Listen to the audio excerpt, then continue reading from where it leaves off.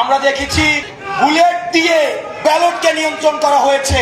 যারা আগের তিনটা নির্বাচনের সাথে জড়িত তাদেরকে দৃষ্টান্তমূলক তাদের ব্যবস্থা নিতে হবে। আমরা দেখলাম 5ই আগস্টের পরে বঞ্চিত নামের এক ধরনের গোষ্ঠী এই অ্যাডমিনিস্ট্রেশনকে কব্জা করেছে।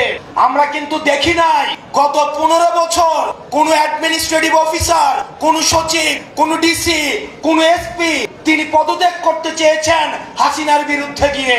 5ই আগস্ট যদি না হতো তাহলে তাদের মধ্যেই আবার দেখা যেত হাসিনার পক্ষে, হাসিনার উন্নয়ন কেন প্রয়োজন সেটির পক্ষে দিস্তায় দিস্তায় আবার রচনা লেখা হতো, কলাম লেখা হতো, টকশোতে আবার কথা বলা হতো। আমরা একটি নির্বাচনের গণতান্ত্রিক উত্তরণের জন্য নির্বাচনের দিকে যে যাচ্ছে সেটির আগে অ্যাডমিনিস্ট্রেশন সংস্কার করে আমরা এই ব্যুরোক্রেটদের আমরা ভূমিকা সম্পর্ক নিশ্চিত হতে চাই। যারা আগের তিনটা নির্বাচনের সাথে জড়িত তাদেরকে দৃষ্টান্তমূলক তাদের ব্যবস্থা নিতে হবে। সেটির বিষয়ে আমাদের ভয়েস রেজ করতে হবে মাঠে এবং জনগণের মধ্যে সেই বিষয়ে সচেতনতা বিস্তার করতে হবে। বান্ডেল থাকলে প্রতি সেনমানিতে টাকা বাঁচবে। বিকাশ সেনমানি বান্ডেল কিনে জিতুন প্রতি লেনদেনে।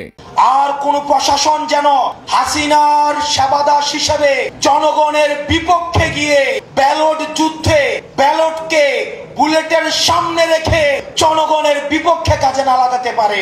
আমরা দেখেছি বুলেট দিয়ে ব্যালটকে নিয়ন্ত্রণ করা হয়েছে। অ্যাডমিনিস্ট্রেশনে যারা রয়েছেন পরবর্তী বাংলাদেশ বিনির্মাণের জন্য আপনাদের ভূমিকা অপরিসীম, আপনাদের সহযোগিতা আমাদের লাগবে। একটা বাংলাদেশ বিনির্মাণের জন্য আপনাদের গুরুত্বকে কখনোই এখানে গণ্য করার সুযোগ নেই। কিন্তু দয়া করে আপনারা এনসিপি পন্থী হওয়ার দরকার নাই, আপনাদের জামাত পন্থী হওয়ার দরকার নাই, আপনাদের বিএনপি পন্থী হওয়ার দরকার নাই। কোন রাজনৈতিক পন্থী হলে সেটার পরিণতি কি হয় সেটা আপনারা 5ই আগস্ট দেখেছেন। দয়া করে আপনারা যে শপথ নিয়ে জনগণের সেবা করার জন্য আসেন আপনারা দয়া করে বাংলাদেশ পন্থী হন। সর্বশেষ